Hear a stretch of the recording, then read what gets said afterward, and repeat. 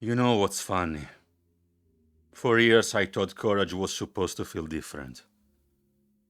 I thought there would be a moment where everything clicked into place. You know, one of those moments you see in movies, where suddenly the fear disappears and you're just ready. Ready to quit, ready to leave, ready to start, ready to become whoever you're supposed to become. I kept waiting for the moment, and it never came. Not once. The truth is, every big decision I ever made felt wrong while I was making it. Not wrong because it actually was. Wrong because every part of my brain was screaming at me to stay where I was. There is something strange about familiarity. Even when you're unhappy, familiar still feels safe. You know where everything is. You know the rules. You know what tomorrow looks like. The minute you decide to leave that behind, your mind starts acting like you're about to jump off a building. I remember sitting alone one night, staring at a screen, looking at everything I had built, and asking myself a question that honestly pissed me off. If nobody knew my name, if nobody expected anything from me, if I wasn't worried about disappointing anyone, would I still be doing this? And I hated the answer. Because the answer wasn't clean. It wasn't immediate. But it was there. I could feel it sitting somewhere in my chest, like a truth refusing to leave. You ever have that happen? When you already know something, but you keep holding meetings with yourself, hoping the answer changes. That was me. Every day, I'd make spreadsheets, plans, calculations, backup plans for backup plans. I convinced myself I was being responsible. Looking back, I think I was just scared. Not scared of failing. Everybody says they're scared of failing. That wasn't it. I was scared that I'd finally be honest about what I wanted. Because once you're honest, there is nowhere left to hide. You either move or you admit you're staying. And staying suddenly became a choice. That's uncomfortable. Because then you can't blame circumstances anymore. You can't blame timing. You can't blame other people. You can't blame luck. At some point, you have to look in the mirror and say, no, this is me. And that's a difficult conversation. I think about this a lot. How many years can a person spend negotiating with themselves? How many mornings can you wake up with the same thought before it becomes ridiculous? A year? 3 years? 10? I don't know.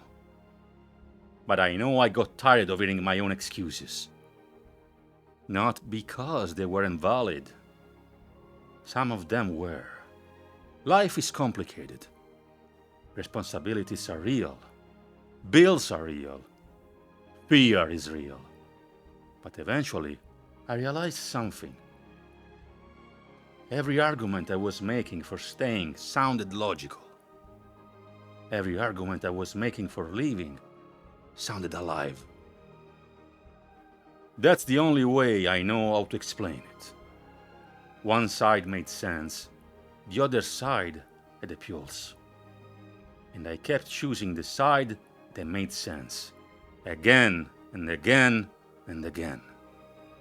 Until one day I realized I couldn't remember the last time I felt excited. Not happy, excited.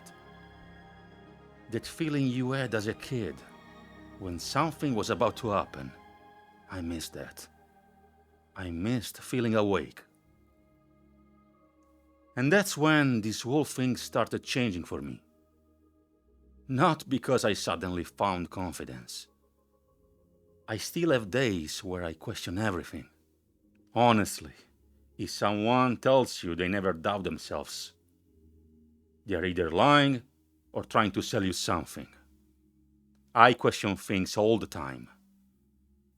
The difference now is that I don't automatically obey the fear. Before, fear made decisions. Now fear gets a vote. That's it, one vote. Not the final decision, just a vote. And that's a huge difference. Because fear has a very convincing voice. It always sounds reasonable. It never says, stay small. It says, wait a little longer, which sounds harmless. Until you realize you have been hearing the same sentence for years. I don't know exactly where this road leads. If I'm being completely honest, that's part of the reason I'm here talking to you. Because maybe you're staying somewhere similar. Maybe there is something in your life that you already outgrown. Job, a project, a version of yourself. Maybe you've known it for a while. Maybe you're tired of pretending you don't. And maybe you're waiting for certainty before you move. I get it. I really do. But I haven't found certainty. I've looked everywhere. What I found instead was a quieter question, a simpler one. Can I live with not knowing? Because that's the real deal. Not whether you'll succeed, not whether it will work. Can you live with uncertainty? Can you wake up tomorrow and keep walking without seeing the entire road? For me, the answer finally became yes. Not because I became fearless, because I became more afraid of standing still. And that's when I knew. The jump wasn't something waiting for me in the future. The jump had already happened. The moment I stopped lying to myself, everything after that was just catching up. Anyway, that's enough philosophy for one night. I just wanted to share that with you. Because somebody out there is probably having the same conversation with themselves that I had. And maybe hearing this saves them a few years. Or maybe it doesn't. Either way, tomorrow morning I'm getting up and continuing down this road. And if you're out there somewhere, standing at your own edge, I hope you find the nerve to take the first step. Not because it's safe, because some roads are worth walking, even when you can't see where they end.